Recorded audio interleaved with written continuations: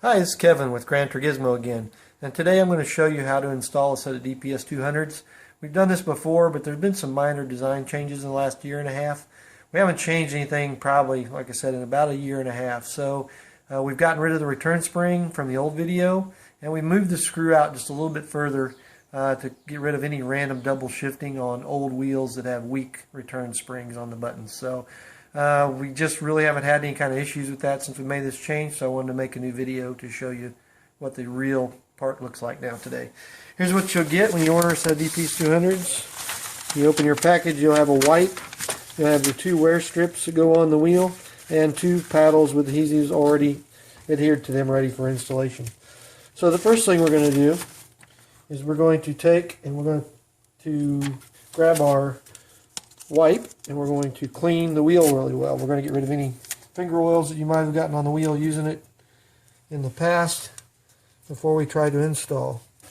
The main thing you want to do here is you want to get it really, wipe it down really well.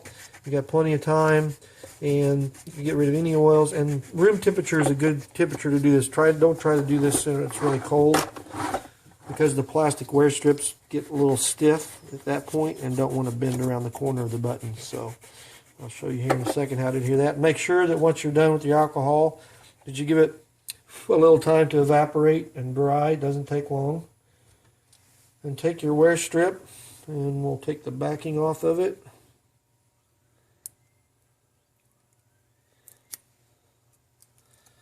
And you'll want to stick the wear strip on the outside edge first.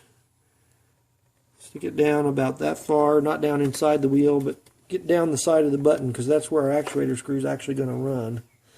So rub it down nice and tight, roll it over the corner, and rub it down. As you can see there, you want to do it to where it turns black, like the button. If it's white, you really don't have it stuck really well yet. So that one's on there pretty good. Let's roll around to the other side. And we'll grab our other wear strip. Once again, stick it to the outside first. Use a lot of pressure, rub it back and forth, kind of get it warm actually, create a little friction there. And then roll it over, just let it naturally roll over until it's stuck on the back side of the button. Okay, those are on. Don't worry about that, fits in that gap, it doesn't touch anything, it's fine. You can maybe center yours a little better than I did mine there. I'm doing this quickly, so I didn't get it quite as centered as I could have. Now, the DPS-200 has this adjustment screw. As you can see, I'm going to take this one that we haven't taken the backing off of yet. I want to make sure when I install this that I push this base all the way to the back. And then the actuator screw actually runs on the outside. I'll try to turn it here where you can see it on the outside of the button. Now this screw can be adjusted in and out, and that changes your hand clearance in between the wheel and your paddle. So let's go ahead and take the one that I've already got the strips off here. And this is for the other side. And then, like I said, you can see it's machined to fit the shape of your spoke. Just shove it all the way back and make sure that you have the base of it up against the center column. And then take firm pressure. I'll try to get some light on this for you. Use firm pressure on it for, oh, I don't know, 30 seconds would probably be a good rule of thumb here. Okay, now that we've got this on, I'm going to show you how the adjustment works. You can take the base screw and just take it clear out to start with. And then what that does is, since we don't have a return spring anymore, we're letting the spring in the wheel do the work. That allows the paddle to totally be free. Now you can take your hand and see where your clearance is. Like I would, if you put your hand in the wheel right there, I've got clearance at that point. Now I can adjust this in or out, depending on how much I want to reach to grab this paddle. You want to make sure you have enough clearance. And then you can also gain clearance by lengthening the screw. See, it goes down the side of the button there further. That'll still actuate just fine, even down there. And then, once you get it comfortable, let's say that's where I want to have it adjusted, get my base screw, there it is. Then you just put your base screw back in. This may be harder to see until I get my fingers out of the way here. Give me just a second and get it started. Okay, the base screw, the jam nut stays up on the top. That catches the back side of the paddle. On the actuator screw, it goes against the paddle to keep it tight. So now what you do, you just run this adjustment screw down until, I just back it off until there's no play in between the button and the paddle. Now see, that actuates the button no matter where I push on it. And I can have it back that far, or I can run the screw up in and make it shorter and run it closer to the wheel.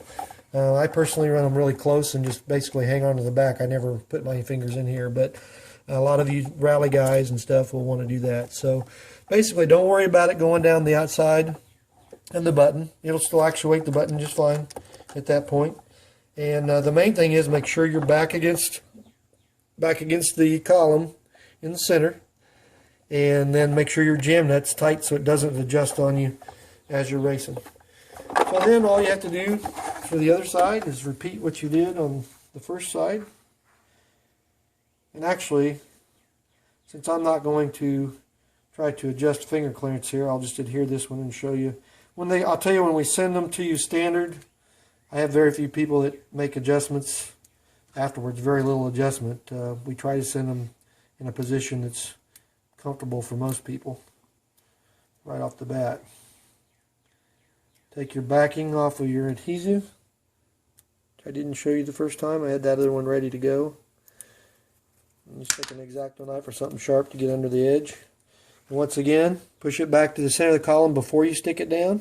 Let me turn this so you can get a little more light on it.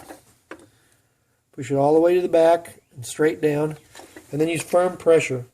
Another thing I recommend is for the first week, be conscious of just not squeezing these incredibly hard, because what this body side molding tape does, it's for cars, and over time, over the first week or two, it just will continually gain strength. And after a month or so, if you want these off, you have to take a screwdriver and pry and twist them off or pull on them really hard, because they will get adhered really well. But if you squeeze on them really hard initially, the first week or so, you can cause them not to really keep getting that more aggressive bite. So, as you can see, fully functional. The screw should be on the outside edge of the button like that, which seems a little odd, but that's what we ended up coming up with. It works 100% of the time without double shifting. And then if I want to adjust how far it goes away or what the clearance is, I can adjust the base screw. And it basically keeps the slop out of it. We're using the return spring in the wheel to actually return the paddle, rather than have a return spring built into our paddles. That way there's no resistance against the button at any time. Okay, I think that's it. I think I've covered it pretty well. That should help you get your new paddles installed. And if you have any questions, be sure and look us up on Facebook at the Granturgismo Facebook page. And if you have any questions, I'd be happy to answer them there. Thanks.